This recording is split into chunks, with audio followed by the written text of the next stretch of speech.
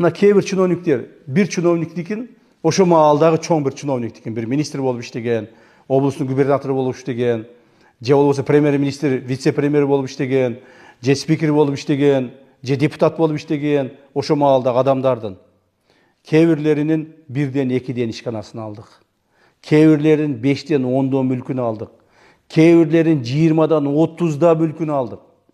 Бир чиновниктин Аскар Акаев маалында премьер-министр болуп иштеген чиновниктин 50ден ашык мал мүлкүн, мекеме ишканаларын, завод фабрикаларын, жерлерин алып мамлекетке кайтардык.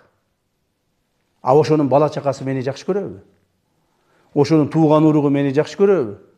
Ошонун келини бар, баласы бар, небереси бар, аялы бар, тага жээни, туугандары бар. Баары мени жаман көрөт. Так, бирок коррупцияга каршы күрөштө мамлекет утат.